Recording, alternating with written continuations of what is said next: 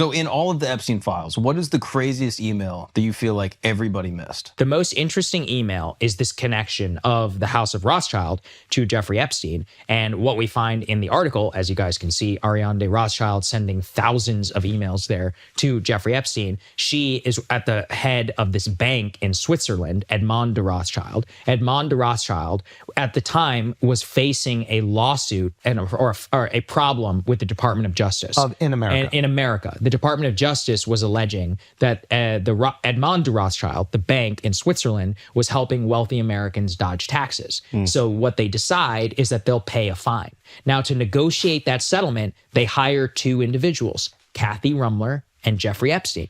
And Griffin, can you go to most interesting email just so we can see the exact text? It's my own tweet of a screenshot of their email. He says, I think you will find 45.5 penalty, that's 45.5 million, legal, Kathy plus Pillsbury around 10 million for legal fees to Kathy, me 25, all less than 80, pretty good. So they paid 45.5 million to the Department of Justice. Epstein was paid 25 million to broker that deal. Kathy and her team paid some $10 million.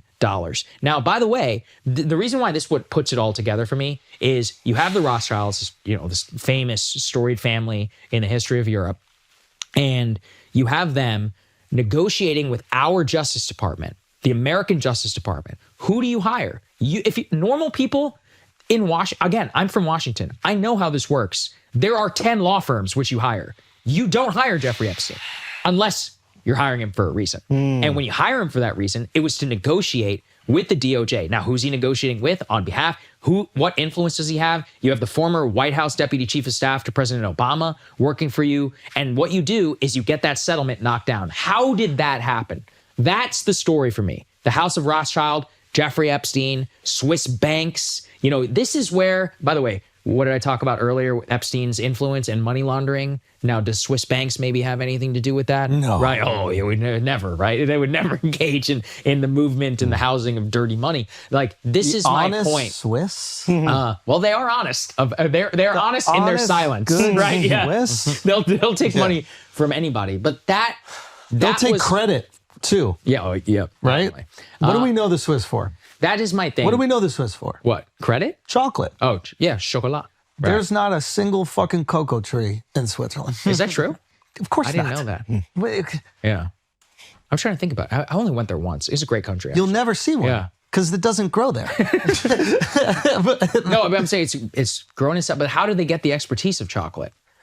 I wonder what countries in Africa they might have colonized to get all those cocoa. I thought okay, I'm gonna have to look into this actually. Yeah, because I thought it was a South America thing. Anyway, Well, both. They got it there too. coming back to the Rothschild thing, you have the storied bank, you have the head of that institution, or one of the primary parts of that institution, hiring Epstein, his associate. And actually, if you continue reading the way that it all went down, is at various times he's using his network as the Rothschild bank is going through all of these changes. So at one point, he's like, why don't you meet with my friends at Apollo, Leon Black, right? Why don't you meet with Kathy Rumler and hire her? So he's using his social network of all of these other people involved in the files to actually set up meetings with the new House of Rothschild and the bank in order to broker some potential deals, some tax advice, flipping things around, some investment vehicles, various different things. Ayub Barak at one point is potentially involved. Like, my point is just that he uses his whole social intelligence, money laundering, and all of that network, brings it together for political influence to negotiate this one deal for the Swiss bank. So even though that bank story is kind of like is kind of peripheral if you think about it, like it's not the biggest story in the world, that's his whole influence. But also that's everything. It's the Swiss banks, it's like the US government. It's not for the Swiss banks. Right. It's for the powerful Americans. Exactly. They're hiding their hiding money, their money around. That's why I think it's lost in all this. Like we hear the Rothschilds, he's just helping out the Rothschild bank. No. He's helping out the Epstein class here. Yes. Because they're going to have to pay even bigger penalties for dodging taxes and hiding their money in that Swiss bank. Exactly. So the Swiss bank is leveraging maybe their relationship to do it, but this is him just helping out his boys. Bingo. And once you get helped by him, now you're implicated forever. So now you're also silenced, right? You're doing the deal with the devil. Right? Oh, this guy's going to save you 100 million or whatever, Leon Black. 150 so million. 150, but now you're tied in. So for $150 million, you're tied to the pedophile forever. Yep. Now, the question is, how much? Well, and they were tied for years before that. Sure, That's the craziest part. There are other things, but Yeah. there are people which they do something one time Yeah. and then they'll continue to do it. Yes. And maybe they're aware of, his actions in the past and what he was convicted of, or maybe they weren't. But once they become aware, they know that they can't remove themselves from it. It's over. You're You're toast. very right. And that's how you end up in such. I barely knew the guy, right? Which is what Rothschild said. Oh, I knew him a little. I regret any of my past association. Like when you look at all those emails, you can see like the names of all the people who were emailing back and forth with him. Like it's unbelievable the extent of all of these like wealthy, not only business titans, academia. That's another thing where it gets dark. Like with the academia stuff, his obsession with eugenics. Yeah, explain this. Let's get into the salacious all right, stuff. like let's do it, dude. Tim Dillon had There's an some dark amazing stuff take here. He was talking about the pizza and jerky. Pizza, jerky. And he's like, yeah, of course. Like, I mean, it makes total sense that the most wealthy people on the planet that have access to the best restaurants and the best private chefs would be obsessed with jerky and pizza. Like, of course, there's nothing else here. Yeah. I mean, there's an email with Epstein. Well, so I and- actually do think that email, I'm pretty sure Well, that's hold about on, the hold on. restaurant Cannibal, which it was just a restaurant. Like people are misinterpreting that. Well, there is one with Epstein and a guy who's like a massive urologist. I forget his exact name. And he emails him saying, hey, let's meet up. I would love to go grab pizza and grape soda. I have that if we want it. I have the, that's in like- Pizzagate. I don't know a ton of billionaires, but how many of them are going out for pizza and grape soda? It does sound a little odd. Like, again, I don't know what it is. It could be drugs. It Grape could be soda. It's not bad. I wanted to let you know I appreciate the pizza. This is better. That was the closest thing there was to a black person. Singular mention of grape soda.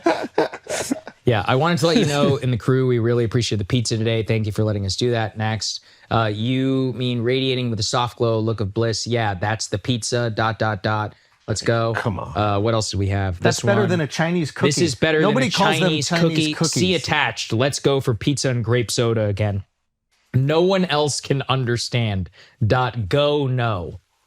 Whatever that means. And yeah, so there you go. There's multiple pizza references in there. Again, look, some of it add an instant explanation. People pointed to the jerky thing. That was about a restaurant, I believe, called Cannibal. So I want to be responsible in the stuff that I'm saying. This one, I haven't seen the innocent explanation. People have pointed out the muffins thing. There's a lot of references to muffins, but then and shrimp as well. Have you seen that the shrimp one is yeah, there's weird. another one. But there's also references to an actual muffin recipe. Right. That just seems like it's muffins. It could be muffins. Let's go. And- Can we put Snow White, the next one, up here? This is where I'm going to show you guys the stuff which is legit and has no current innocent explanation. Or I challenge you to find one for this one. Quote, the Snow White was effed twice as soon as she put her costume. Smile, smile, smile. So Yeah, I mean, that's... Yeah. I don't know how else you explain Yeah, right. And we don't know it's from. It was a character. yeah. No, we have no idea. I will say that Jess Staley, who was the former CEO Who wrote of Snow White? Barclays Bank, he actually, what? Walt Disney? Is it a It's the book? Grimm brothers. Yeah, is it Brothers Grimm? Is that a Brothers Grimm? And where are the Brothers Grimm from? Brothers I don't Grimm. actually know. I'm going to go German. Let's see. I mean, if that's what they're calling, like, German academics. Wow. if that's what they're Okay. calling, All like right. these like white European prostitutes.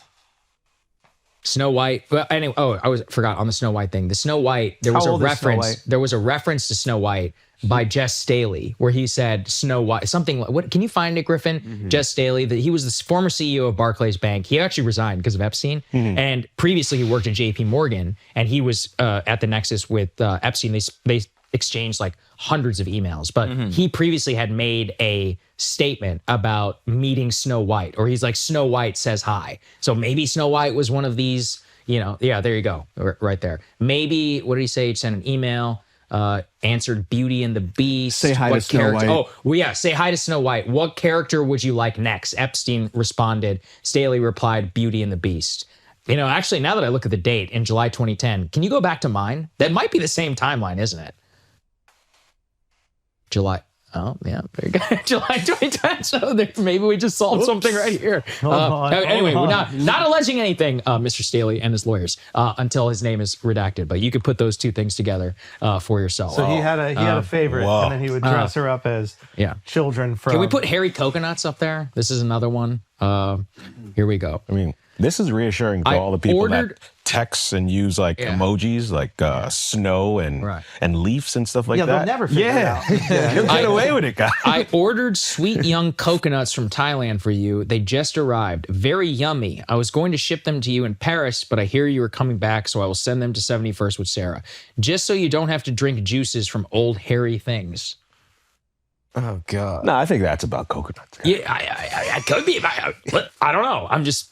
There's one, haven't seen an explanation. Listen, I've never seen anybody refer to coconuts that way, or like who would ship coconuts across the globe, Now, from Paris to Thailand. That person I've been to Thailand. There's plenty of coconuts. You can ship any coconuts. You know what I mean? Yeah, they're available on the street. There's literally guys who will crack them open for you and do the whole thing with the machete. You can just stick your straw. Unfortunately, in it. Thailand is also known for something else. Yeah, no, that's what I was going to say. Or you could think about something else.